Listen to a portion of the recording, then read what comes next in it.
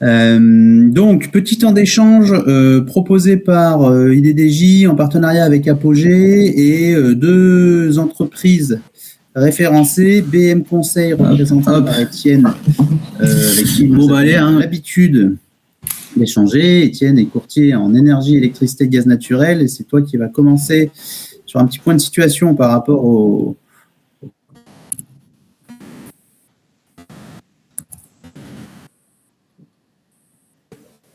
Prodome qui nous rejoindra en cours de réunion pour le groupe ESLC pour faire un point sur les fournitures de fuel pour les centres qui sont concernés.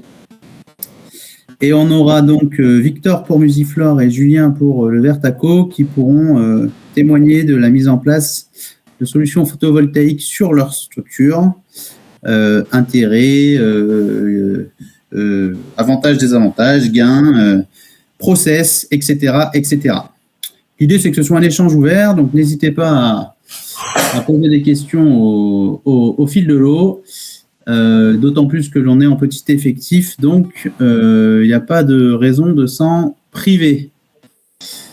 Depuis que le webinaire a démarré, on a eu 2 nouveaux messages disant qu'ils auraient beaucoup aimé être là, mais pas dispo, et ils nous remercient pour l'enregistrement. Donc, ce webinaire sera certainement écouté a posteriori. Étienne, je te laisse la main.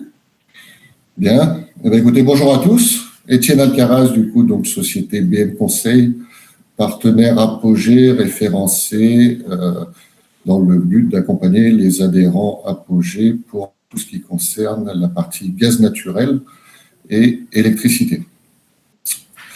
Donc, le marché de l'énergie, énergie 2026, accalmie ou nouvelle turbulence. Alors, accalmie parce qu'on a connu des périodes quand même très, très mouvementées depuis 2022 et notamment l'entrée en guerre de l'Ukraine avec la Russie. Et nouvelle turbulence puisque depuis 2 mois et le nouveau contexte géopolitique, notamment au Moyen-Orient, a forcément un impact sur l'énergie, étant donné qu'une grande partie de notre énergie, notamment de gaz naturel, provient de cette partie-là du monde. Je te propose de passer au slide suivant. Donc tout d'abord, il y a un nouveau contexte, puisque jusqu'à présent, il y avait ce qu'on appelait le mécanisme de l'AREN, l'accès régulé à l'électricité nucléaire qui était en place et qui prend fin à la fin de cette année. Donc c'était un mécanisme qui permettait d'acheter une quantité d'énergie, une certaine quantité d'énergie à un prix prédéterminé à l'avance auprès de EDF, qui était à l'époque de 42 € du mégawattheure, le reste devant être acheté sur les marchés. Ce mécanisme prend fin à la fin de l'année, au 31/12/2026, et est remplacé par ce qu'on appelle le VUN ou le VNU, le versement nucléaire universel, qui pour le coup est un mécanisme qui risque d'avoir un impact très très limité et en tout cas ne sera pas forcément en faveur des clients finaux pour une raison très simple, c'est qu'il permettra une redistribution éventuelle du surcoût de l'énergie uniquement en cas de très forte hausse des marchés. Donc il n'y aura absolument plus cette possibilité d'acheter une partie de l'énergie, du moins pour les fournisseurs alternatifs, à un prix prédéterminé. Tous les prix seront en fonction des marchés dorénavant et ce mécanisme ne pourra être déclenché qu'en cas d'augmentation assez importante. Donc ça a une incidence assez importante sur les marchés et on le voit déjà dès à présent puisque les années de livraison futures auxquelles on aurait pu s'attendre à des niveaux de prix un peu plus bas sont à des niveaux aujourd'hui qui restent modérés sans être trop importants, mais qui ne permettent pas de bénéficier de conditions tarifaires faibles comme on aurait pu s'attendre. Le contexte géopolitique instable, donc la volatilité du gaz, ça touche essentiellement le gaz naturel. L'électricité n'est pas trop impactée pour le moment, ce qui est plutôt une bonne chose. Par contre, pour le gaz naturel, forcément, ça a un impact assez important puisqu'on dépend 100% de notre approvisionnement en gaz naturel de l'étranger. On n'est absolument pas autonome de ce côté-là. C'est pour ça qu'aujourd'hui, il y a pas mal de nouvelles réglementations qui sont mises en place pour essayer d'arrêter cette dépendance. On a vu notamment toutes les aides qui allaient s'arrêter pour les changements de chaudière au gaz naturel. Il n'y aura plus du tout d'aide de ce côté-là. Donc, on veut arrêter cette dépendance-là. Il n'empêche qu'en attendant, on est obligé de subir quelque part ces évolutions de marché. Et le contexte géopolitique au Moyen-Orient aujourd'hui fait qu'on a des augmentations assez importantes. Alors, fort heureusement, aujourd'hui, ces augmentations importantes ont surtout un impact considérable pour la fourniture, ce qu'on appelle la fourniture proche, à savoir essentiellement l'année 2026. Tous ceux qui ont, par exemple, des contrats à renégocier avec des échéances au mois de juin-juillet, eux, malheureusement, vont devoir subir ces augmentations de manière assez importante. Les années de livraison future restant à des niveaux de prix tout à fait convenables et n'ayant pas encore subi ces augmentations-là. On n'est pas non plus dans la crise qu'on a connue avec l'entrée en guerre d'Ukraine où les prix de l'énergie avaient fait quasiment x10. Mais il faut quand même garder à l'esprit qu'on a des augmentations à prévoir au niveau du gaz naturel. On a d'ailleurs entendu parler, je crois hier, d'une annonce faite. Alors ça concerne surtout pour le particulier, où il me semble qu'on annonce des augmentations de l'ordre de 15% pour la partie gaz naturel. Alors même si ce sont deux marchés complètement distincts, le particulier et le professionnel, ça reste quand même assez lié et les augmentations sont à prendre en compte. Donc on a eu des rebonds récents assez importants sur les prix de gros pour l'année 2026, un petit peu 2027, un peu moins pour les années futures, fort heureusement pour le moment. Et le nouveau contexte, c'est qu'aujourd'hui, on a des fournisseurs qui sont de plus en plus sélectifs, qui trient, on va dire, leur clientèle, puisque depuis ces dernières années où les factures d'énergie ont explosé, ces derniers ont constaté quand même des impayés de plus en plus récurrents et pour des montants de plus en plus importants. Et aujourd'hui, malheureusement, si je puis dire, on est dépendant des contraintes qu'ils imposent pour la proposition, lorsqu'on leur demande de remettre des propositions. On est dépendant de leurs contraintes financières. Alors, ça se traduit par soit des refus purs et simples de ne pas accepter tel ou tel type de clientèle. Ça peut être un type de clientèle. Certains fournisseurs, par exemple, aujourd'hui, ne veulent plus du tout d'artisans. D'autres ont augmenté leurs critères en demandant des scorings financiers de plus en plus importants. Et enfin, d'autres vont mettre en place, vont demander des garanties financières en amont avant de souscrire à un quelconque contrat. Donc, ils sont de plus en plus sélectifs de ce côté-là. Donc aujourd'hui, ce qu'on invite à faire, c'est surtout de ne pas subir justement toutes ces contraintes-là et de redevenir acteur. Redevenir acteur, ça passe par être tenu informé.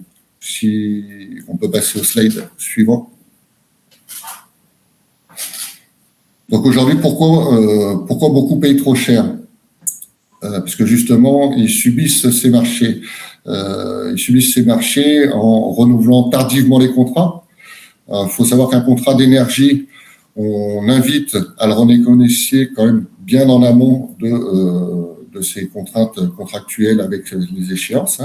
Un contrat d'énergie, ça se négocie pas 2 mois avant son échéance quand on reçoit la proposition de renouvellement. Ça se négocie, alors il n'y a pas de règles précises, mais on invite à la renégociation et à commencer au moins à s'en soucier entre 6 et 18 mois à l'avance. Alors ça peut paraître lointain, mais c'est la meilleure manière de pouvoir se prémunir de toutes ces augmentations et de ces renégociations tardives. L'absence de stratégie d'achat, ça fait partie de ce que je viens de vous dire, à savoir de finalement attendre le dernier moment ces nouvelles conditions tarifaires et être contraint de les valider pour assurer sa fourniture d'énergie au renouvellement.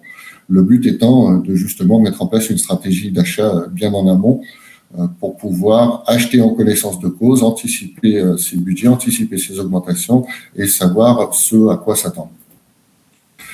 La mauvaise anticipation des volumes, alors ça c'est, on va dire, c'est définir avec chacun des adhérents, avec chacun des consommateurs, une stratégie en fonction de la répartition des volumes.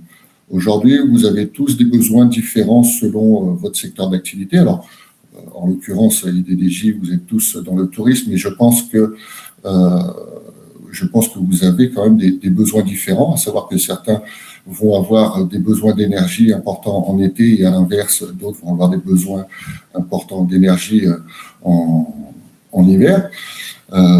Et anticiper tout ça, c'est finalement aller chercher les conditions tarifaires qui sont les plus favorables sur les périodes citées. Certains fournisseurs étant spécialisés dans la fourniture d'énergie à un instant T de l'année, donc plutôt de manière estivale, et d'autres fournisseurs plutôt en hiver. On a ensuite la problématique de l'absence de concurrence ou de mise en concurrence, et qui fait qu'aujourd'hui, beaucoup payent très cher parce qu'ils laissent perdurer et se poursuivre leur contrat sans finalement les renégocier. Finalement, se contentent simplement de recevoir le courrier de reconduction de nouvelles conditions tarifaires sans pour autant aller voir ce qui se passe à côté. Et ça a deux impacts. Le premier, c'est que les courriers de reconduction sont envoyés généralement au dernier moment, qui n'est jamais réellement la meilleure période pour renégocier. Et la deuxième, le fait de ne pas les mettre en concurrence, quelque part, les fournisseurs le savent pertinemment et peuvent en profiter pour appliquer des marges plus importantes quand ils sont seuls à la renégociation. Et la décision prise dans l'urgence, ça rejoint un petit peu tout ça, c'est que quand on doit renégocier un contrat et qu'on est à un mois de son échéance, forcément, on a un choix qui est relativement limité. Alors après, les spécificités dans votre secteur d'activité, et là où vous serez à même de dire si je me trompe ou pas, c'est que vous avez quand même des consommations qui sont liées à une saisonnalité de manière assez importante, avec forcément des consommations qui peuvent pour certains être extrêmement importantes en hiver et à l'inverse tout le restant de l'année assez limité, ou d'autres avoir des consommations importantes, extrêmement importantes en été et à l'inverse le restant de l'année être relativement faible. Et la difficulté justement c'est aussi pour vous de prévoir précisément ces volumes de consommation, puisque vous avez quand même une activité qui est, alors vous m'arrêtez si je me trompe, mais extrêmement dépendante aussi de la météo et du contexte dans lequel on se trouve. Voilà pour cette partie-là. Est-ce que vous avez des questions par rapport à tout ça? Oui. Une petite peut-être sur la renégociation. Oui. Vous préconisez 6 à 18 mois. Le 6 mois, je m'y attendais. Le 18, un peu moins quand même, oui. Parce que les fluctuations, elles sont effectivement constantes, mais à la hausse et à la baisse. Si tu renégocies 18 mois avant, et donc tu t'engages 18 mois avant, tu prends date, là on est quoi? On est avril 2026, donc 18 mois, allez, on prend date pour septembre 2027, admettons. Oui. Ça veut dire qu'on fige un tarif aujourd'hui pour 2027. C'est ça. Si toutefois, dans un an, jour pour jour, le cours, il s'est bien détendu, on peut renégocier la chose ou... Alors, on ne peut pas renégocier. Oui. Alors, effectivement, après, ça fait partie d'échanges et ça fait partie d'une stratégie d'achat. Ouais. On n'a pas de boule de cristal, là, effectivement, pour savoir comment... Et non, on ne sait pas qui les États-Unis vont attaquer dans un an, là. On n'a effectivement pas de boule de cristal pour savoir comment vont évoluer les marchés dans les 2 ans à venir. De la même manière qu'on n'a pas de boule de cristal pour savoir comment vont évoluer les marchés d'une semaine sur l'autre. La question, elle se pose de plein de manières. On sait ce qu'on a à un instant T, on ne sait pas ce qu'on aura dans le futur. Ce qu'on a à un instant T, on va justement se poser la question de savoir est-ce que ça nous convient et est-ce qu'on considère que ces tarifs-là sont bons et méritent d'être validés dès à présent pour les années 2028, 29, 30, même si elles paraissent lointaines. Il y a effectivement une sorte de pari qui est fait quelque part, et avec... on pourra toujours regretter peut-être d'avoir bloqué ces conditions tarifaires 18 mois à l'avance. À l'inverse, ce qu'on constate, c'est aussi par expérience, depuis une dizaine d'années, un peu plus de 10 ans maintenant que le marché s'est ouvert à la concurrence, c'est que généralement, quand on négocie suffisamment tôt, on a peu de chances de regretter. Il y a peu de chances d'avoir des baisses significatives qui nous feraient regretter notre choix. À l'inverse, on a connu par contre des augmentations très importantes qui nous font regretter de ne pas avoir justement bloqué en amont. Mais c'est vrai que la question mérite d'être posée et que quelque part, il y a une notion de pari, de sensibilité, de se dire comment on voit les choses. Est-ce qu'il y a quelque chose qui pourrait miraculeusement faire baisser les marchés dans un an et qui nous font dire qu'il vaut mieux attendre un an de plus? Voilà, ça fait partie des différents échanges que l'on a tout au long de la renégociation. C'est pour ça que le but, c'est de s'y prendre à l'avance pour pouvoir échanger de tout ça, de la même manière qu'on va échanger aussi sur la durée contractuelle, la durée pendant laquelle on bloque les contrats, parce que ça aussi, ça fait partie d'une stratégie d'achat. Est-ce qu'on bloque pour 12? Est-ce qu'on bloque pour 24? Est-ce qu'on bloque pour 36? Aujourd'hui, on a aussi certains indicateurs. Nous, pour être de manière générale en contact avec des industriels dont les consommations sont très importantes pour eux, ça représente des budgets qui sont énormes. Il n'est pas rare aujourd'hui que des industriels bloquent même dès à présent les années 29, 30, 31, donc même 3 ans à l'avance, leurs contrats de gaz et d'électricité. Alors, je ne dis pas que les industriels, que c'est parole d'évangile, ce qu'ils nous disent et que ce qu'ils font, il faut les suivre absolument. Mais on peut se dire que ces personnes-là qui sont habituées justement à des renégociations bien en amont depuis l'ouverture du marché à la concurrence sont quand même aussi un indicateur pour nous de comment réagir en fonction de l'instant T pour les années futures. En termes de retour d'expérience, on vient de faire le travail avec Monsieur Alcaraz là, de se renouveler et notre contrat, il est pour janvier 2027. 2028. Enfin, pardon, 28. Il va jusqu'au 31 décembre 2027 et donc on le renouvelle pour janvier 2028. Tout à fait. Alors j'espère qu'on ne regrettera pas ce choix. Hein. J'espère, mais bon, on a eu des bons tarifs quand même à faire ça. On a eu, par rapport au tarif actuel, on a une petite baisse, ce qui représente plus de 10 000 euros à mon échelle.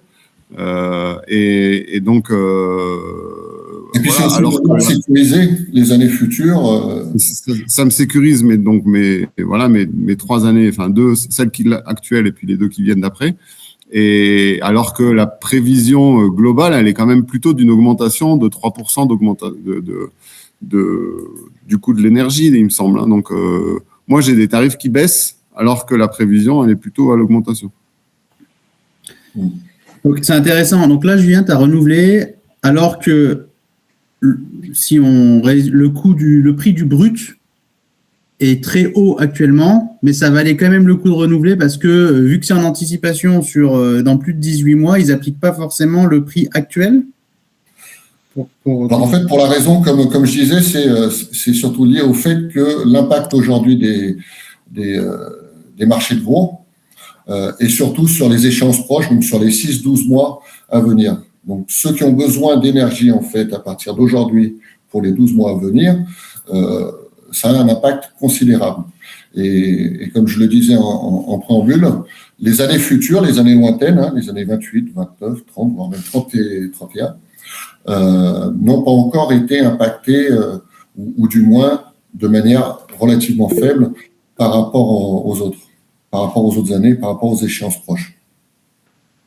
C'est-à-dire que vous avez par exemple l'année 2026, pour vous donner un ordre d'idée en gaz naturel, sur l'année 2026, on est à plus 50% en 2 mois par rapport au marché de gros. Si on prend par contre l'année 2028, 29, 30, on était à plutôt 3-4% d'augmentation. L'impact est beaucoup plus limité sur les années lointaines, en fait.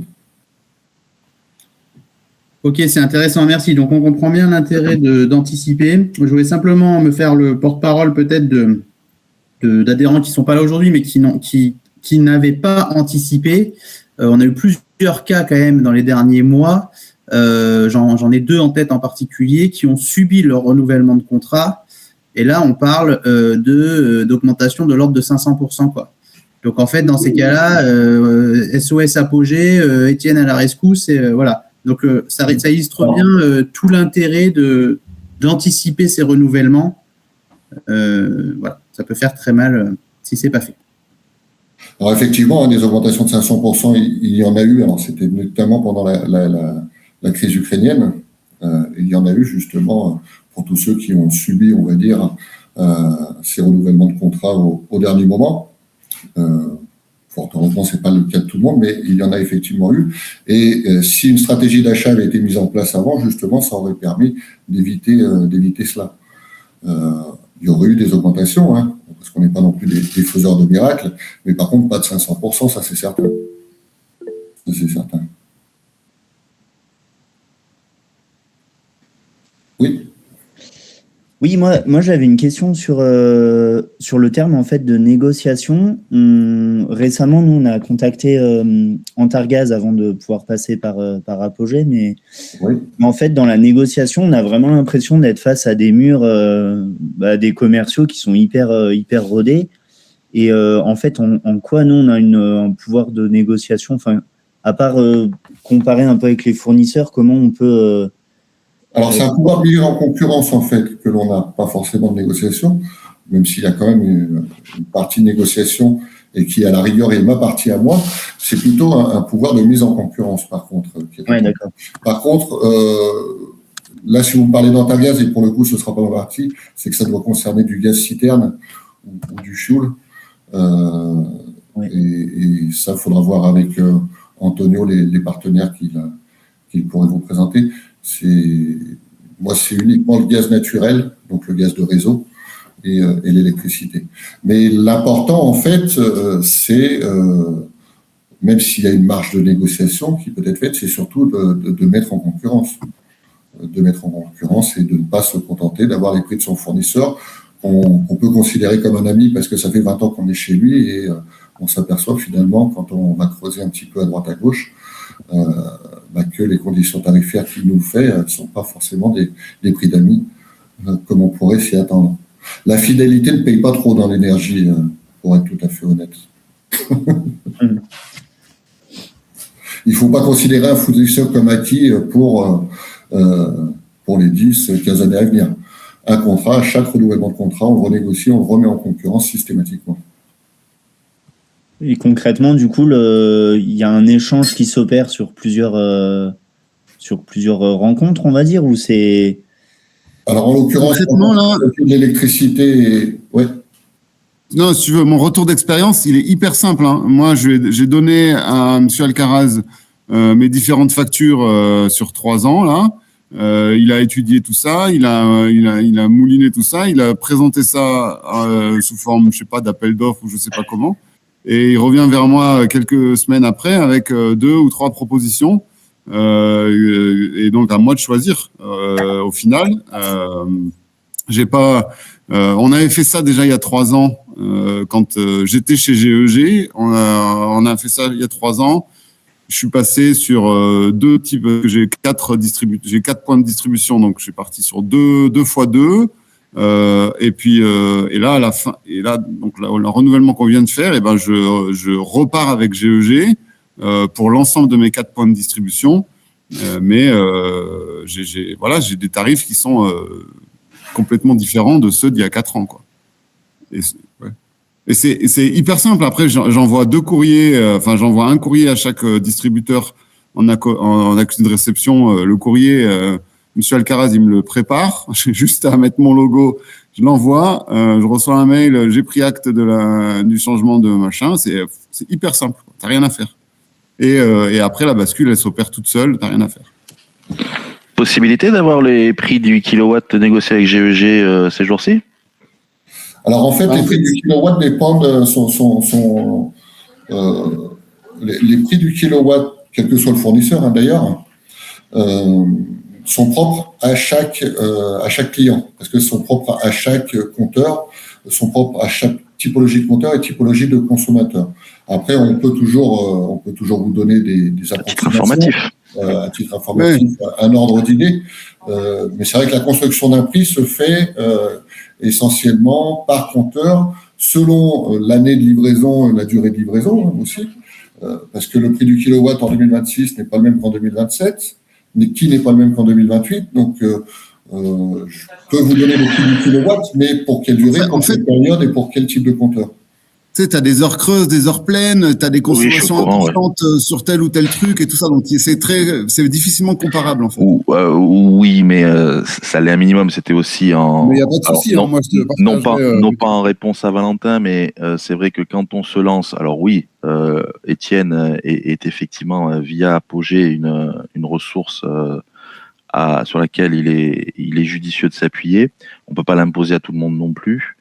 Quand on se pointe tout seul face à un commercial de Engie, un autre de GEG et pourquoi pas un autre de je sais pas qui, c'est vrai que les données qui nous sont envoyées sont un petit peu à l'état brut, etc. Et ça peut être intéressant que des personnes comme Valentin, comme moi-même et autres, sachions à peu près ce qui aujourd'hui semblerait être raisonnable par rapport à notre PDL, par rapport à notre consommation annuelle. Ça passe pas non plus du simple au triple selon si on a une consommation hyper importante ou pas spécialement. Alors, ça peut donner une idée, quoi. Alors, on peut toujours donner des fourchettes de prix à la louche, mais si, par contre, il y a quand même des écarts très, très importants, que vous soyez un gros consommateur en hiver ou un gros consommateur en été, ne serait-ce que ça peut être du simple au double. Sur le type de compteur que vous avez, que ce soit un petit compteur bleu ou un compteur haute tension vert, ça a effectivement aussi un impact. Et après, sur quelle période est-ce que vous voulez des prix pour une livraison 2026 ou un prix pour une livraison 2029? Ça peut également être du simple au double. Donc c'est pour ça que donner un prix comme ça à la louche n'aurait pas grand sens. Je pourrais vous en communiquer éventuellement, mais ça n'aurait pas tellement de sens.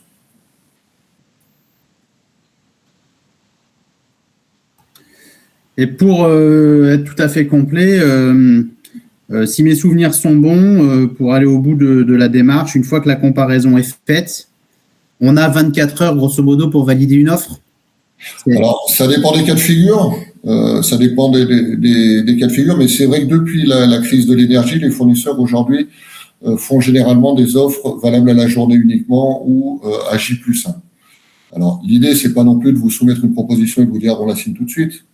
On soumet déjà un premier jet de manière à voir ce que ça donne, déjà en termes de conditions tarifaires, voir ce que ça donne aussi par rapport à ce que l'on a actuellement, donc à quoi s'attendre, à échanger également sur le type de contrat que l'on veut, sur le type de durée que l'on veut, à échanger sur le fait que l'on veuille une durée de 12 mois, de 24 mois ou 36 mois, peu importe.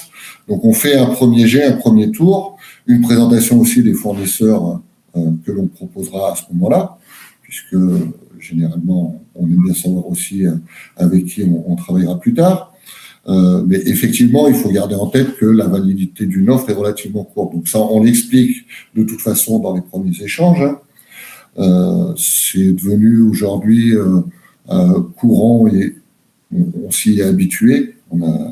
On travaille de manière un petit peu différente qu'on travaillait il y a 5 ans en arrière où les offres pouvaient être valables une semaine ou 15 jours. Donc c'est vrai qu'on travaille au minimum en 2 temps. Un premier temps où c'est un premier jet où il y a une première remise, présentation, explication, etc., etc. Après, on peut refaire une actualisation et enfin derrière on détermine une date fermée définitive pour une remise d'offres et une validation dans la journée, sous réserve évidemment que la date que l'on ait choisie, les conditions soient favorables. Puisqu'on n'est pas à l'abri, aujourd'hui on est quand même sur des marchés où un tweet de Trump peut du jour au lendemain les faire augmenter de 10%. Bon, s'il a tweeté le jour où on doit prendre notre décision, à ce moment-là, on décale notre décision d'1 ou 2 jours, le temps que Trump fasse un autre tweet disant l'inverse de ce qu'il avait dit précédemment. Voilà, on travaille en plusieurs temps à cause de cette contrainte de durée des offres qui est relativement courte. Et petite question complémentaire, lorsqu'un adhérent IDDJ, Étienne, fait appel à vous comme Julien l'a fait, en termes, vous êtes référencé à Apogée, c'est ça? Tout à fait. Oui. La base de calcul du volume d'affaires servant à la rétrocommission notamment, Est-ce que c'est le volume total des consommations annuelles auprès du fournisseur qui a été choisi, même s'il n'est pas référencé Apogée, ou est-ce que c'est une autre part financière? Alors en fait, moi, les fournisseurs avec lesquels je travaille sont référencés selon différents critères, évidemment des critères de prix, puisque c'est le premier principe, et derrière le critère qualitatif de suivi et de sérieux des fournisseurs. Pour les questions tarifaires, du fait d'un volume que je leur apporte annuellement assez important, hein, via le réseau Apogée, ces derniers en tiennent compte dans la remise des offres qu'ils me font directement. Donc, quand moi je demande une offre à un fournisseur qui est référencé Apogée, je leur précise que c'est une demande via le réseau Apogée, et ces derniers tiennent compte de ça dans leur présentation de prix et dans la remise des offres. Super, merci pour ces échanges très riches. Étienne, je vous laisse peut-être conclure. J'ai passé la dernière slide pendant notre échange, mais on a abordé un peu tout ça. On a abordé un petit peu tous ces sujets, effectivement. Ouais. Effectivement, donc voilà, l'important en fait, c'est surtout de se tenir informé, c'est ce que je dis régulièrement. Il y a deux choses très importantes, c'est d'une, de ne pas considérer qu'un fournisseur, quel qu'il soit, et même s'il est historique, mérite d'être reconduit parce que c'est le fournisseur historique. Il faut impérativement le mettre en concurrence de manière systématique, que ce soit par notre intermédiaire ou par un autre intermédiaire, hein, mais de manière générale, ne pas considérer un fournisseur pour acquis. Et deuxième des choses, effectivement, considérer que le timing et l'anticipation permettra probablement d'éviter de subir les marchés. Encore une fois, chacun a une sensibilité un peu différente là-dessus. Le travail qu'on a effectué avec M. Cornu, avec certains autres adhérents, n'est pas possible parce qu'ils considèrent que c'est beaucoup trop tôt et veulent attendre le dernier moment. Bon, ça, chacun a sa sensibilité à ce propos-là. Mais ce qui est important, c'est surtout de se tenir informé, d'avoir des échanges réguliers à ce sujet et puis de pouvoir aussi anticiper ses futurs budgets. Et ça permet aussi, tout au long de ces échanges que l'on peut avoir pendant la renégociation, c'est aussi d'être tenu informé des nouvelles réglementations, des évolutions de taxes, etc., etc. Donc, ça ne coûte rien et ça évitera probablement plus tard de subir les marchés, de considérer que entre 6 et 18 mois à l'avance à minima, il faille se poser la question de commencer à regarder ses futurs contrats. Super, merci pour cette bonne demi-heure de rafraîchissement ou de découverte pour ceux qui découvriraient plus le sujet. Étienne, vous êtes le bienvenu pour rester pour la suite des échanges, mais si vous êtes appelé sur d'autres obligations, on vous libère, comme c'était convenu dans la préparation du webinaire. Je vais rester avec vous, je vais vous écouter, et ce qui ne m'empêchera pas, je ne vous cache pas, de peut-être travailler un petit peu à côté, tout en vous écoutant et en étant attentif à ce que vous allez nous dire. Ça marche. Du coup, je laisse la parole à Romain Prodhomme pour ESLC. On va faire un petit focus sur la fourniture de fuel plus particulièrement. Et Romain, je ne sais pas si vous avez une présentation ou pas. Si c'est le cas, vous pouvez la partager directement. Sinon, si c'est un échange...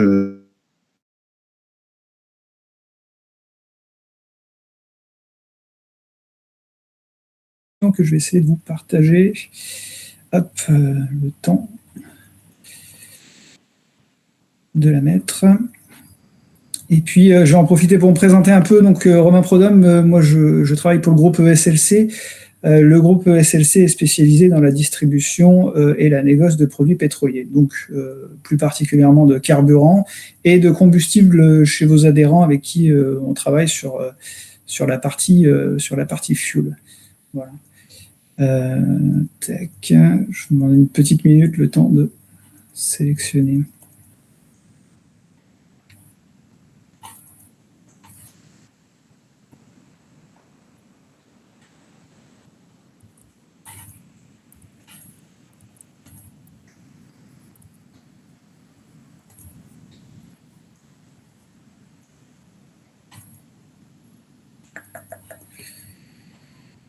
Hop là.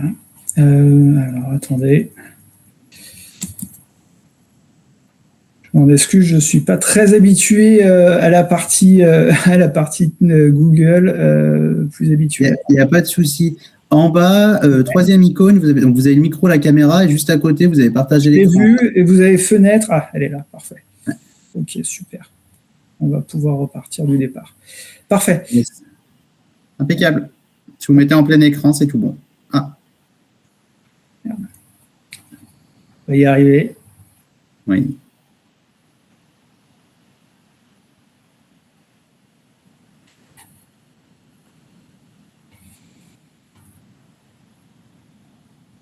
Enfin, j'espère. Tac. Pourquoi ça n'apparaît pas? Vous allez dans fenêtre, hein, c'est ça, et puis normalement vous l'avez directement. S'il est dans une fenêtre séparée, ouais. Sinon, si c'est un onglet, ouais, c'est un PowerPoint, donc c'est une fenêtre, ouais, ça doit être dans fenêtre. Il faut choisir la fenêtre. Écoutez. Sinon, si vous voulez, je vous libère de ça, vous me l'envoyez par mail là vite fait, et puis je vous laisse. Allez, je vous prends 30 secondes, je suis désolé pour ce petit couac. Hop. Pas de souci, je vous mets le mail dans le chat, vous m'envoyez ça et je partage des réceptions. Allez, ça marche.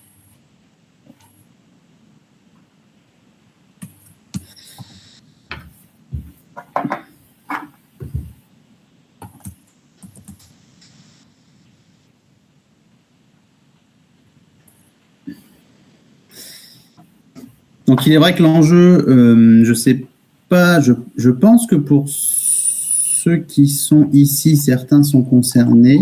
Je pense à la Maison de Lave, enfin Stéphanie, c'est sûr, Maison de Lave, je sais plus, mais certains ont du fuel, hein, donc là, on est arrivé en fin de saison d'hiver, et certains n'ont pas forcément rempli leur cuve en prévision de l'hiver prochain, donc il y a un cas pratique qui se pose. Entre-temps, je voulais envoyer. Entre-temps, j'ai. Ah, ouais, ça fonctionne là. Si vous mettez en plein écran, normalement, c'est bon. Parfait. Hop. Et là, vous êtes en plein écran. C'est tout bon. Nickel. Parfait. Bon, excusez-moi du petit couac d'entrée. L'objectif aujourd'hui pour moi, c'est de vous apporter un petit peu de visibilité dans un contexte un peu difficile et un peu volatile. On est souvent à l'origine de toute la volatilité sur les autres métiers d'énergie. Donc l'objectif pour moi, c'est pas de vous transformer en trader, mais de vous donner quelques clés pour avoir un approvisionnement qui soit le plus lissé possible. Aujourd'hui, pour comprendre un petit peu le marché, pourquoi les prix bougent sur le marché du pétrole et donc sur le marché du combustible, ils sont fortement drivés par l'offre et la demande.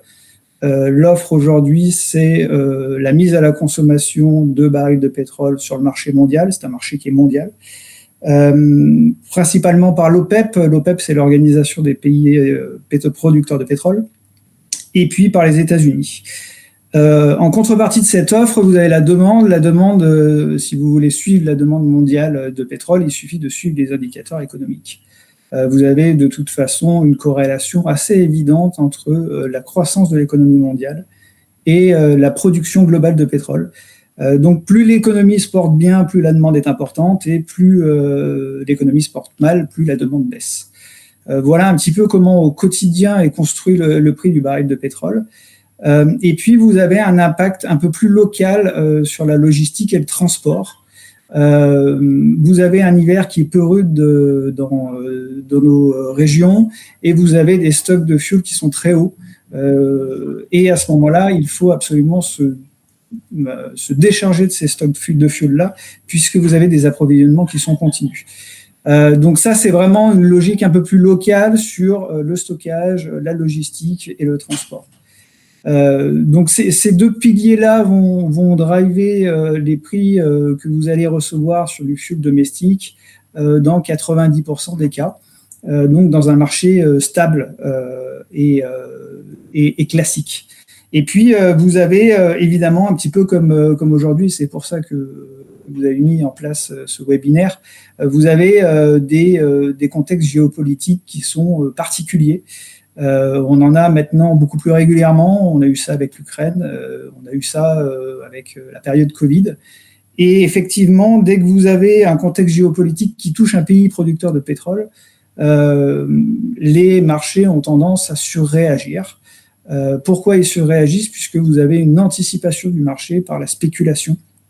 Donc vous avez une partie du prix qui est une partie spéculative sur une anticipation de la suite du conflit.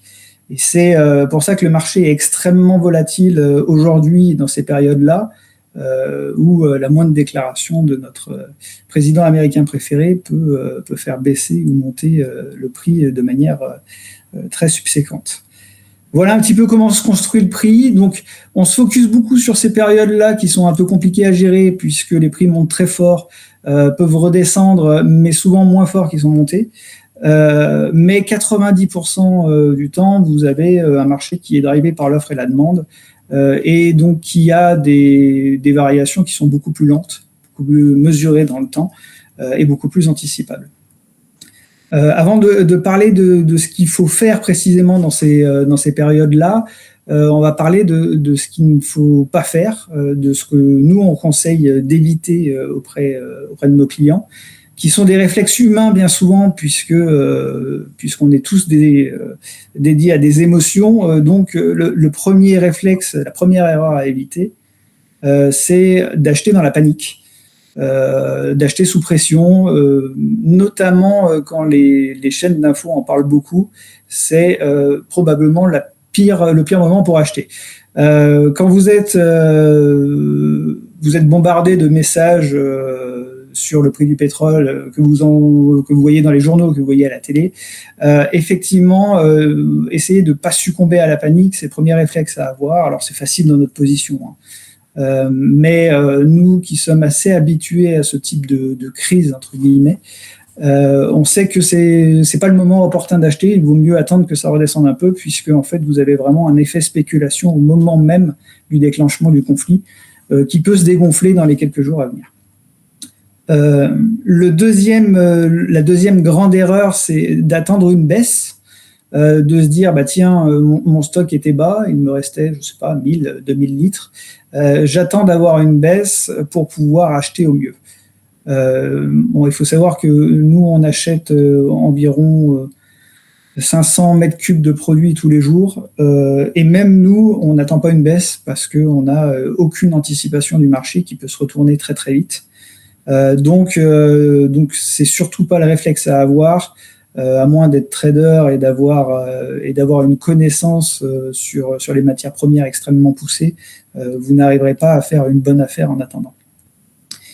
Et puis enfin, le troisième réflexe, qui est un mauvais réflexe, c'est dans la panique d'acheter tout en une seule fois. Voilà.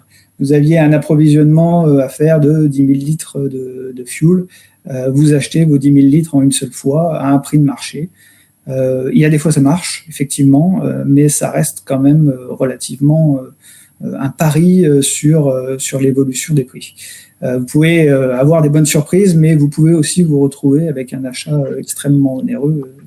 Total, on a eu une bonne, il y a un mois de bonnes surprises, en rachetant en gros dans l'urgence.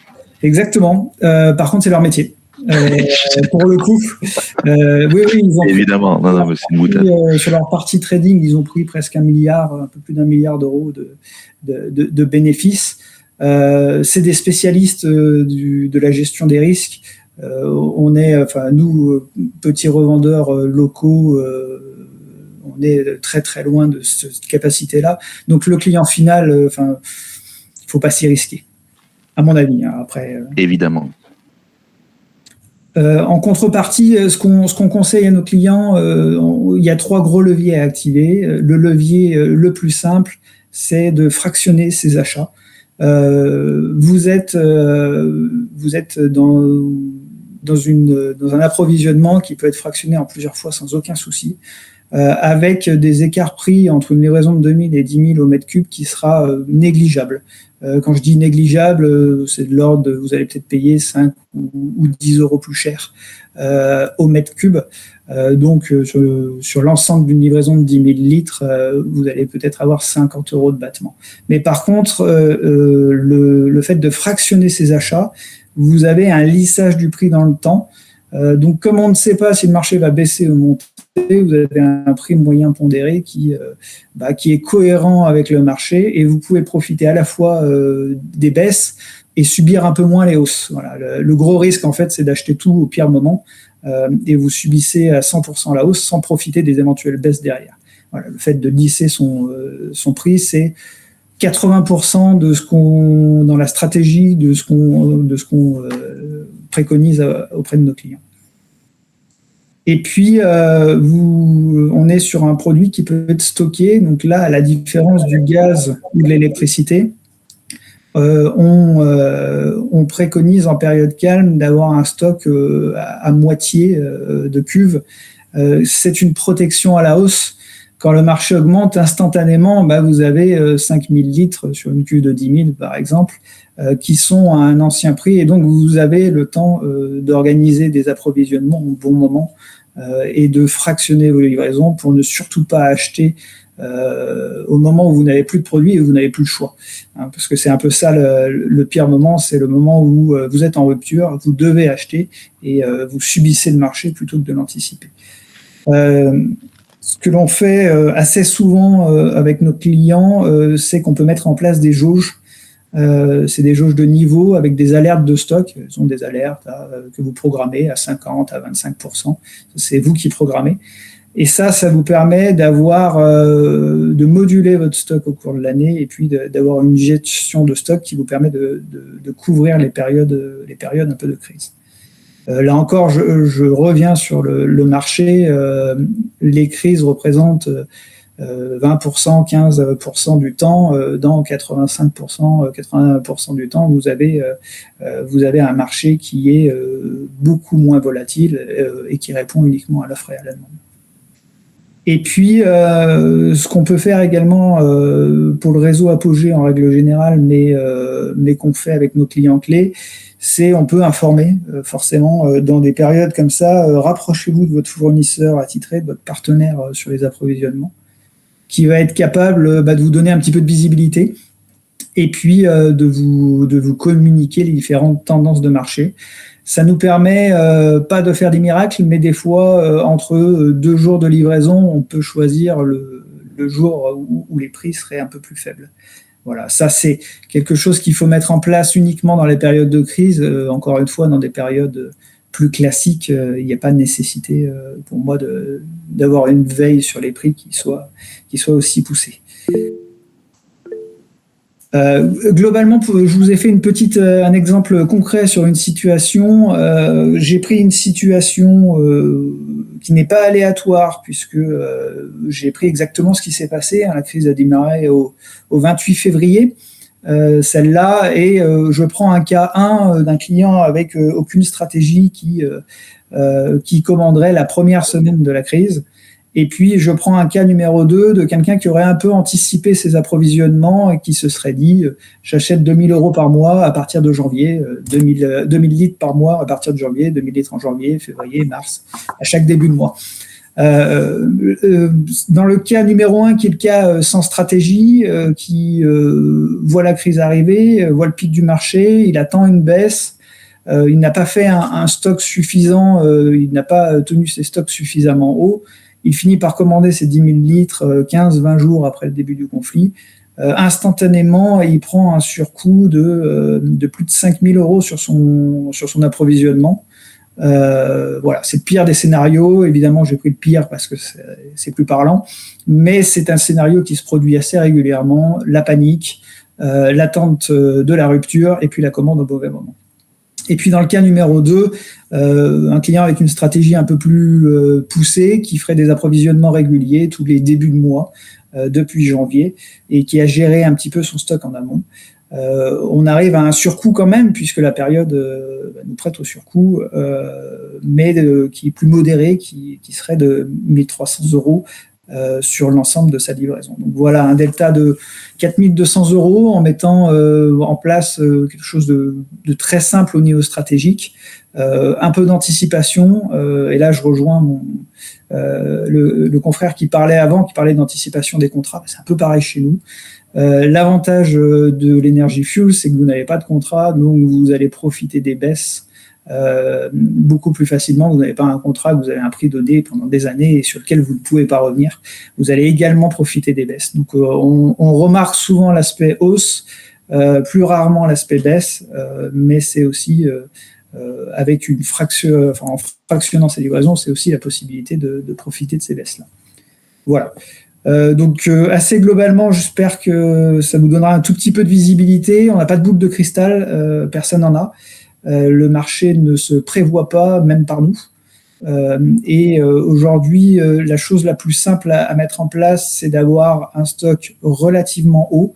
Nous, on conseille à moitié et de fractionner au maximum ces livraisons, notamment en période de crise, pour pouvoir profiter à la fois des baisses et pouvoir compenser un petit peu les hausses. Voilà. Je ne sais pas si vous aviez des questions. L'idée, c'est peut-être que ce soit un échange. N'hésitez pas. Voilà, j'essaierai de vous apporter un peu de lumière. Ouais, moi j'ai une toute petite question.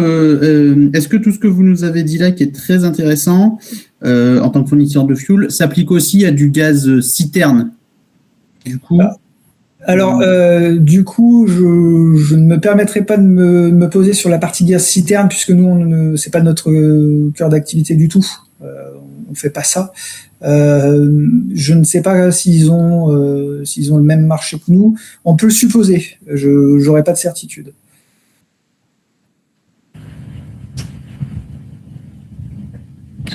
Ouais, j'ai pas la réponse, Romain, non plus. Hein. C'est tellement spécifique, l'énergie. Que je préférais ne pas raconter de bêtises, même si je rejoins Romain, c'est assez proche quand même, mais néanmoins, c'est quand même un marché, une fois de plus, spécifique. Là, pour le coup, on n'avait pas prévu, prévu un intervenant sur ce cas de figure. On peut le supposer sans en être sûr. Ouais, vaut mieux pas trop s'avancer.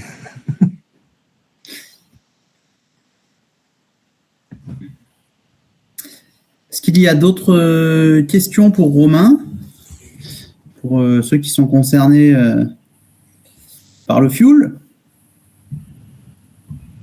Est-ce que ça vaut le coup de mettre en concurrence, comme on a vu sur l'électricité, les fournisseurs, ou est-ce que globalement ils sont à peu près tous dans les mêmes... Est-ce que c'est un vrai indicateur de changer de fournisseur ou pas? C'est une très bonne question. Dans des périodes comme ça,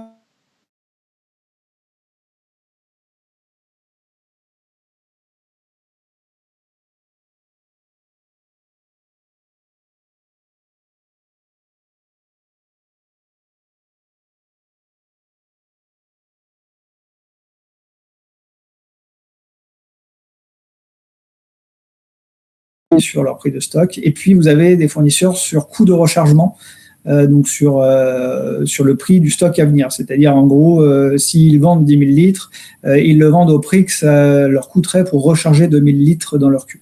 Voilà. Donc, ces deux approches-là, dans notre métier, peuvent entraîner une certaine décorrélation du prix dans ces périodes-là. Dans les périodes hors crise, très honnêtement, entre deux fournisseurs, vous allez peut-être avoir 20 balles de différence.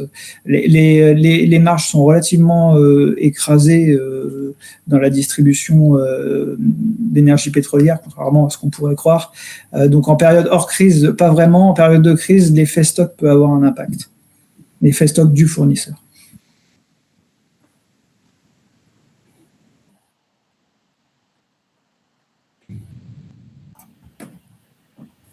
J'espère avoir répondu un petit peu à votre interrogation.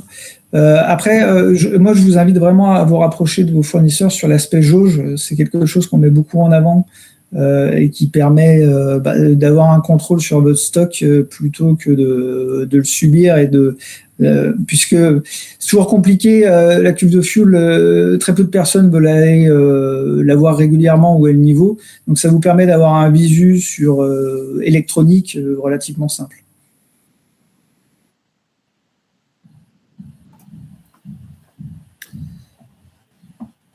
Ok, super. Est-ce qu'il y a d'autres questions pour Romain? S'il n'y a pas d'autres questions pour Romain, on va passer à la troisième partie de cet échange. Romain, pareil que pour Étienne, vous pouvez rester avec nous ou repartir sur vos obligations, comme vous le souhaitez. Très bien, je vous remercie. Je vais rester un petit peu et puis après avant de repartir. Ça marche.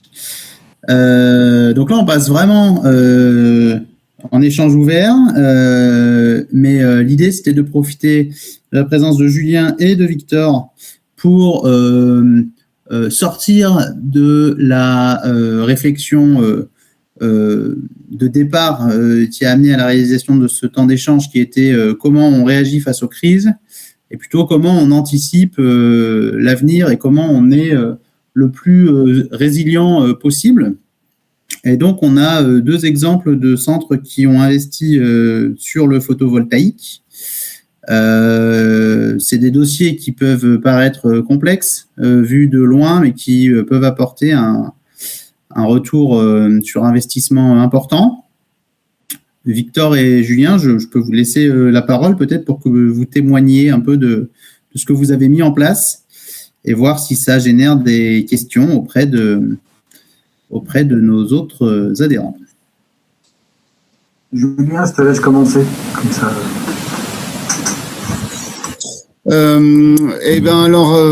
Donc nous, on avait d'abord une toiture qui était vétuste, on pouvait rien faire. Donc voilà, ça c'était le premier truc, c'est que on a commencé par rénover notre toiture. Et à partir du moment où celle-ci était rénovée, là, on s'est dit, là, il y a un vrai sujet. On va pouvoir faire un projet de mini-centrale. L'objectif étant surtout d'améliorer de réduire notre consommation, donc en fait de faire de l'autoconsommation.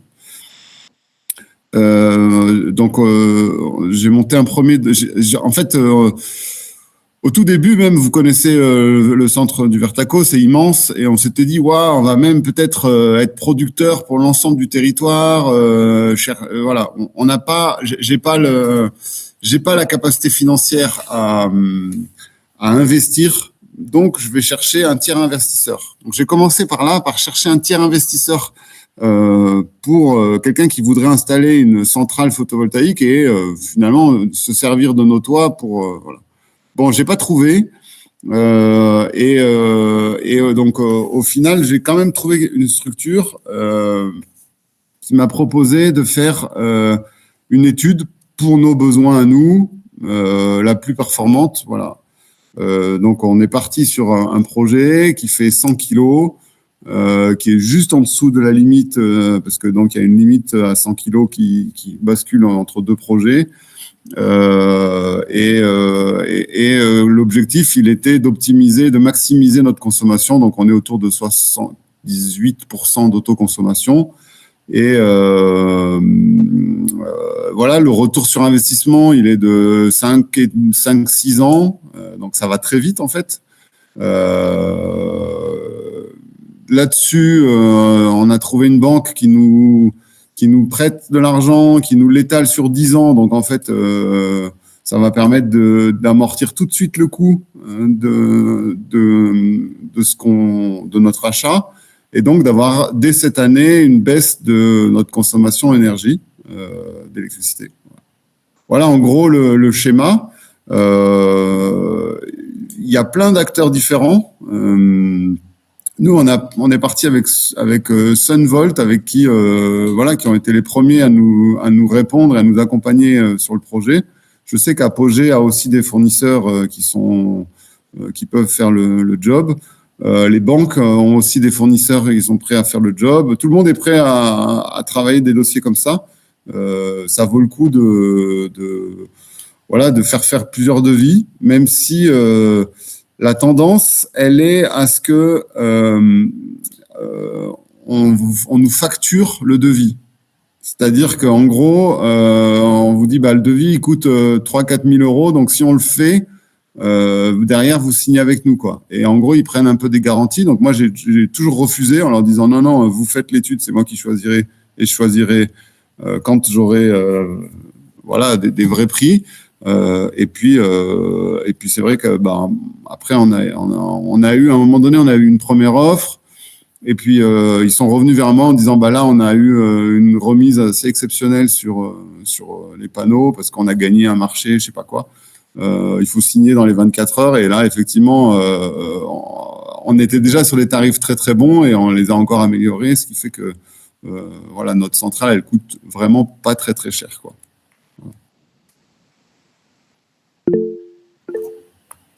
Une petite question, Julien. Si tu réduis ta consommation d'électricité, enfin, si tu autoconsommes une part croissante de ta consommation d'électricité, du coup, tes tarifs négociés par Étienne risquent d'augmenter? Est-ce qu'il n'y a pas un effet ciseau comme ça? Eh ben, on s'en est assuré quand on a monté le dossier. Donc, a priori, non, parce que c'est lié à ma consommation. C'est pas lié. Alors, peut-être que dans la négo, ils savent pas que je vais faire une centrale photovoltaïque et que ça m'a permis d'avoir. Ils s'attendent à vendre des gros volumes. Et donc, je vais peut-être pas avoir ces si gros volumes que ça, mais en tout cas, il y a pas de, j'ai pas de seuil de vente dans la partie. Tu vois, un minimum qui me dirait, bah, mon prix sur les tant de premiers kilowattheures, il est de ça, et ensuite il baisse, ou voilà. Non, là, j'ai le même prix, quelle que soit ma consommation, quel que soit mon volume. Mais peut-être que dans la négo, ça, je peux pas le savoir, j'ai eu des bons tarifs parce que je suis un très gros consommateur, hein. Nous, notre facture. On le sait tous, hein. Et pas que elle fait plus. Notre facture, elle fait plus de 50 000 euros à Autran. Et puis, comme j'ai mis aussi le cinéma Le Méliès, et voilà, enfin, on a quand même une enveloppe d'achat d'électricité qui est pharaonique, quoi. Et par rapport à ce que tu dis, Robin, le risque pourrait être peut-être, je ne sais pas si Étienne est en podcast, mais le risque pourrait être que dans 3 ans, quand tu repartiras à la négo, ils s'aperçoivent effectivement que tu as une autoconso, sauf qu'il y a moyen qu'ils n'en aperçoivent pas, parce qu'ils se raccordent au PDL, point de livraison. Et alors, tu sais comment ça marche, ton électricité produite sur tes toits? Est-ce qu'elle va être enregistrée dans le PDL, dans le point de livraison? Je pense que oui, parce qu'elle est réinjectée dans le réseau, en fait. C'est ça, on est d'accord. Ouais. Donc, de toute manière, oui, je pense qu'ils vont le voir. Je sais pas. Je pense qu'ils vont le voir. Mais bon, on verra bien ce qu'il en sera. Voilà, moi, c'est quand même une économie de 15-20 000 euros par an d'électricité, quoi. Parce que j'ai aussi transformé un peu ma cuisine et je l'ai branchée en électrique alors qu'avant elle était au gaz. Voilà, donc et puis voilà, puis après on va essayer de continuer à travailler sur les économies d'énergie, quoi. Et en cap, je sais pas si les termes sont bons, en capacité kilowatt, l'installation, elle pèse combien? 100 kilos. 100 kilowatts crête, elle fait. Et elle produit. Attends, si tu veux, je peux partager mon diaporama si ça vous intéresse. Je l'ai préparé. 100 kilos? Bah, si tu avais un diaporama, oui, il faut le partager. C'est des kVA, les 100, c'est 100 kVA? Non. 100 kilowatts? Non, c'est des watts, kilowatts crête. Okay. C'est l'unité de production qui est. Voilà, cette production-là, elle va me produire 120 kilowatts, en fait. Alors, attends, partage. Le temps que tu partages, Julien, Étienne est sorti du mode de podcast. Suite à ton appel, Clément. Non, très rapidement, pour répondre à la question, effectivement, les fournisseurs le sauront de deux manières. D'une, parce qu'il y aura une baisse de consommation considérable de leur côté, enfin du moins des données de consommation transmises par Enedis, et parce qu'il y a une intervention aussi sur le compteur qui est faite par Enedis et qui derrière l'identifie comme compteur produisant aussi sa propre énergie. Voilà. Ce qui ne changera rien aux conditions puisque les contrats, de manière générale, sont négociés sans engagement de consommation. Là, vous voyez mon truc à l'écran ou pas? Oui. Je vous laisse continuer. Merci, Étienne, pour cette précision. Avec plaisir. Donc, 100 kilowatts crête. Voilà, alors ça, c'est pas le dernier calpinage, mais la production solaire autour de 120 000, ouais, enfin 120 kilowattheures. Donc ça, c'est nos courbes de charge. Voilà. Ce qui est intéressant, donc la production, c'est la courbe jaune. Notre consommation, c'est la courbe bleue. Et donc, notre consommation résiduelle, si je puis dire. Ce sera la noire. Alors, ça, c'est la production sur les 30 ans qui viennent. Donc, je commence à 120 000 et je finis à 105 000. Ça, c'est la perspective. Bon, on va étudier différentes possibilités. Donc, la facture, ouais, c'est du hors taxe, donc 40 000. Et en fait, si je fais rien, l'augmentation de ma facture à 300 par an, ma facture dans 10 ans, elle fait 5 000 et dans 20 ans, elle fait 70 000. Alors, ce n'est pas le cas puisque je négocie avec Étienne, et ben, j'arrive à mieux maîtriser ça. Mais malgré tout, en termes de prévision, ça permet de dire que moi, je vais faire après 15 000 euros de gains d'économie par an, entre 15 et 25 000 euros.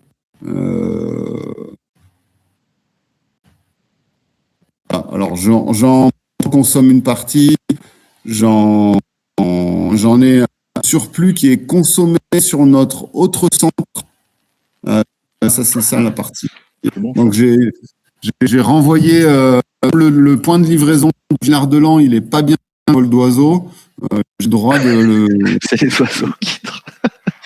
Ouais, voilà. C'est par les oiseaux, c'est cool en plus. Ouais, non, alors ça, c'est l'autoconsommation collective. Donc, mon réseau, il est. Je produis à un endroit et j'utilise le réseau Enedis pour transférer ma production sur un autre point. Enedis me prend au passage un petit quelque chose, hein, genre 8 centimes de ce que je produis, je crois. Mais malgré tout, ça me fait une baisse de ma facture de 1 500 euros de l'autre côté. Et puis tout ce qui n'est pas ni consommé à Villard est revendu sur le réseau pour 3 fois rien, 1 000 balles par mois, par an. Voilà. Mais au final, hein, c'est quand même un gain sur un temps estimé à plus de 400 000 euros, ce qui paye largement l'installation, hein, parce que l'installation, elle me coûte à peu près 130 000, quoi. Même pas. C'est hyper intéressant. Voilà. C'est hyper intéressant. Moi, je me suis... Ouais, je pense que ta connexion Internet est en saturation quand tu es en partage. Ça coupe un peu. On a tout compris ce que tu as dit, mais ça a tendance à hacher un peu. Donc, voilà. Okay. Petite question. Est-ce que le fait qu'il y ait 10-15 bornes de distance entre tes deux centres permet ça? Imaginons pour des exploitants multicentres, mais qui auraient moins ou beaucoup plus de distance entre leurs centres, ce serait de la même chose ou ça change rien? Ouais. Non, la règle là-dessus, c'est 5 km en milieu urbain, 10 en périurbain et 20 en rural. Et de toute façon, c'est dérogatoire. Hein, donc, tu fais les demandes, tu n'es pas sûr d'être autorisé, quoi. Mais donc, moi, je voulais... au tout début, on avait imaginé de faire la méga centrale et alimenter le cinéma Le Méliès à Grenoble, tu vois. Parce que le vol d'oiseau, on n'était pas très loin. Mais là, ils ont dit non, vous êtes gentils, mais ça va pas le faire. C'est dommage parce que le cinéma, ça consomme beaucoup. Ouais, t'aurais pu viser la patinoire aussi. Combien de panneaux, du coup 260, un truc comme ça. Alors, tu as des assurances à prendre. Il y a plein, c'est quand même assez fin. Hein. Il faut prendre une assurance pour ça. Sur le fait qu'on soit un centre de vacances, nous, on a préféré l'option avec des micro-onduleurs intégrés à chaque panneau. Donc, en fait, comme ça, chaque panneau, il transforme tout de suite. Donc, le micro-onduleur, hein, la production de photovoltaïque, elle crée une énergie continue, voilà, un courant continu, et donc on la bascule. Le micro-onduleur, il fait ça en courant alternatif. Et donc, il y a plusieurs possibilités. Soit on met des micro-onduleurs sur chaque panneau solaire, et donc chaque panneau est indépendant, il peut être régulé de façon indépendante. Soit on le met à l'issue et on met un gros truc d'un package de, je sais pas, de 100 panneaux. Voilà. Et en fait, le risque d'incendie est plus élevé, en fait, parce que s'il y a un panneau qui prend feu, eh ben, on pourra pas l'arrêter, il se coupe pas et tout ça. Donc on a cassé un peu la tirelire là sur la partie micro-onduleur, mais qui nous permet d'être plus sécure. Et en fait, c'était la condition aussi pour se faire assurer. Donc, de toute manière, on n'avait pas le choix, quoi. Voilà un peu notre dossier. Et si vous voulez, je peux vous envoyer les coordonnées de mon fournisseur. Hein, il sera tout content de vous faire des devis. Ça coûte rien. Et voilà. Et selon toi, si toutefois tu arrivais à projeter ce type d'install dans d'autres centres de notre réseau que tu connais un petit peu, qui sont donc à plus petite taille, hein, puisque tu es celui qui bénéficie de la superficie toiture sans doute la plus aisée, qui plus est remise aux normes, enfin à neuf. Après, à partir de quand ou de quel volume de consommation classique d'électricité, ça te paraîtrait intéressant de suggérer à des collègues d'étudier la chose? Moi, je pense vous devez tout, au vu des coûts, ça vaut le coup vraiment. Il faut quand même un peu des surfaces de toiture importantes, mais généralement, nos centres, ils en ont quand même. Moi, j'installe que sur un bâtiment, hein. Je n'installe pas sur les 6. Hein. Et ça vient vraiment prendre en charge une grande partie. En fait, on a la chance de consommer notre énergie en pleine journée, puisque les machines, la cuisine, l'éclairage, tout ça, c'est vraiment, on est en consommation immédiate, quoi. Donc, on a des bonnes autoconsommations. Et moi, je vous invite vraiment à faire vos études de faisabilité. C'est des retours sur investissement qui sont rapides. Donc, 5-6 ans, c'est vraiment pas beaucoup, hein. Et puis, c'est aussi vertueux. Ça permet de s'autonomiser. Je pense que derrière, il y a aussi, c'est vendu avec une petite comment on appelle ça, enfin, interface graphique qui permet de voir. Et donc, c'est aussi un support pédagogique. Enfin, je pense que dans nos centres, on doit montrer l'exemple, quoi. Après, sans être, voilà, on va pas être complètement indépendant du réseau, mais en tout cas, on peut prendre notre part, quoi.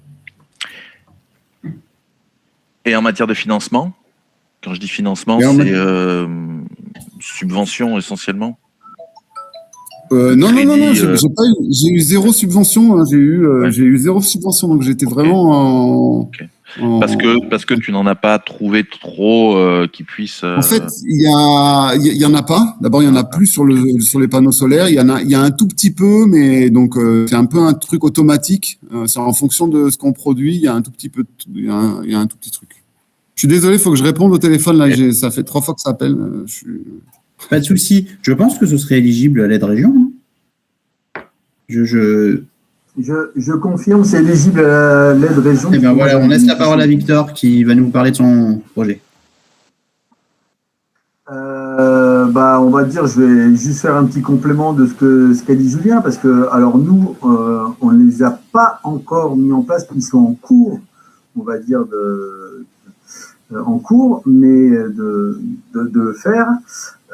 Mais néanmoins, l'étude qui a été faite, nous à la base, on consomme 60 kilos, on va dire en pic. Et donc là, nous, on a pris au départ, on avait un projet effectivement à 60 kilos, mais en fait, on est passé avec un projet à 51 kilos crête. Parce que c'est pareil, on a pris des photovoltaïques avec micro-onduleurs et en fait qui permettent d'être aussi beaucoup plus efficients au moment où ça se met en route. La raison, c'est qu'en fait, chaque panneau se met en route dès qu'il a du soleil avec les micro-onduleurs. Alors que ceux qui sont reliés directement à un gros onduleur, et ben en fait, c'est quand il y a X% qui sont pris, c'est à ce moment-là que ça se met en route et que donc du coup ça consomme. Donc ça, c'est un point important au niveau technique. Donc nous, on a une centaine de panneaux, 51 kW crête, ce qui va nous permettre d'être 70% autonome en électricité, en autoconsommation, par rapport à notre consommation actuelle. Et on va dire une rentabilité, enfin voilà, il se sera rentabilisé. Alors, sur l'ancienne étude où on disait on était un peu plus cher, on était rentable sur 6 ans. Là, vu que on a râlé un peu sur le prix, ils nous ont trouvé pareil des fins de stock de panneaux français en plus. Enfin, c'est pas des fins de stock, c'est en fait ils ont changé de série. Donc là, en plus, on passe sur des panneaux français en plus. C'est du Dual Sun. Avec du coup voilà, la même efficience que d'autres panneaux, du coup un peu moins cher parce qu'ils étaient en surstock. Et donc là, à mon avis, on va être rentable au bout de 5 ans. Donc rentable si jamais effectivement on n'a pas de financement. Sauf que nous, dans le cadre effectivement de la rénovation du centre, on a eu les aides de la région.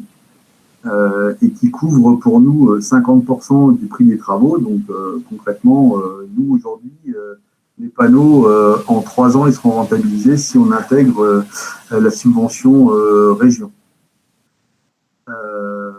Donc voilà, et puis après tout le reste, c'est exactement ce qu'a dit Julien, c'est on va être auto-consommateur. Nous, notre pic, c'est effectivement en journée. Notre cuisine fonctionne en journée. Le soir, on est plus en système de réchaud. Enfin voilà, toute la partie, on va dire, là où on consomme beaucoup, est en journée, les machines, etc. Donc c'est vrai qu'on a hâte que ce soit terminé et qu'on ait nos premiers tests pour savoir comment ça va fonctionner. Donc ça, c'est pour la partie photovoltaïque. Et je vais aussi parler plutôt de la partie chaudière, etc.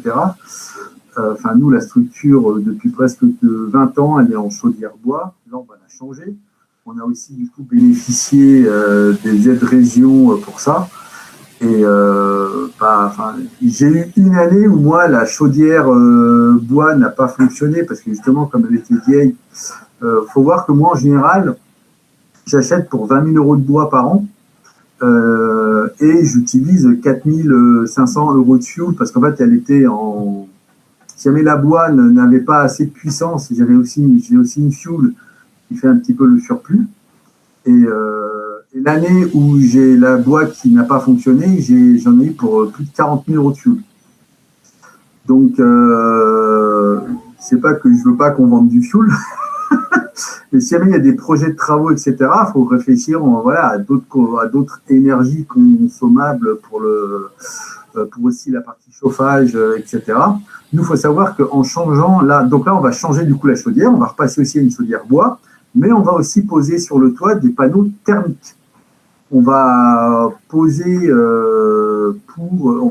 6 gros panneaux thermiques qui vont en fait nous faire notre autoconsommation en eau chaude, qui sont ensuite stockés dans des ballons tampons.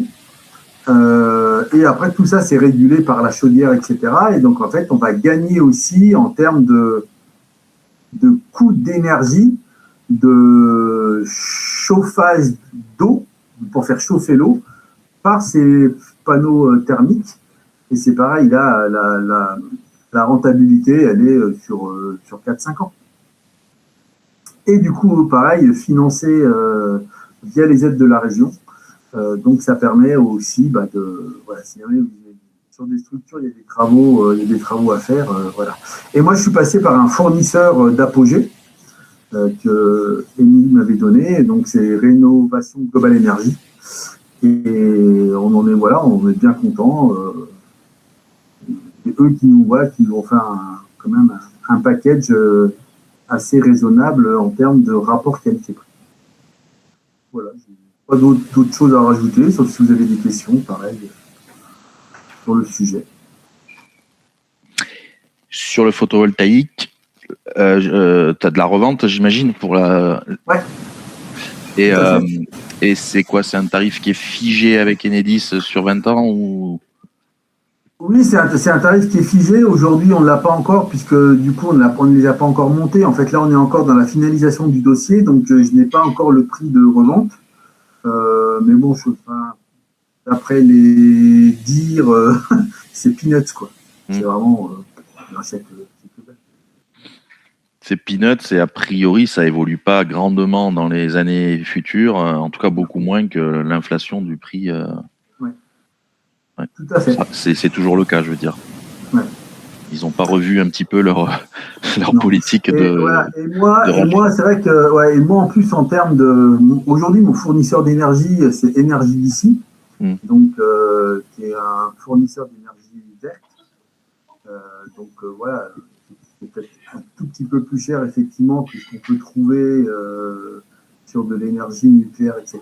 Mais après voilà, donc c'est notre démarche aussi de notre côté de vouloir avoir notre énergie, et donc du coup je pense que nous on n'aura pas forcément d'impact avec notre fournisseur voilà, sur peut-être le tarif, etc., parce qu'effectivement on va moins consommer, mais après on verra avec eux au moment où on fera le branchement. Et sur Énergie d'ici, et là tu es en train de créer Énergie vraiment d'ici. C'est ça. C'est super. Tout à fait. Voilà. Affaire à suivre. Une fois que j'aurai vraiment des consommations, voilà, c'est pareil, Julien, il en est aux prémices. Je pense pas qu'il est encore.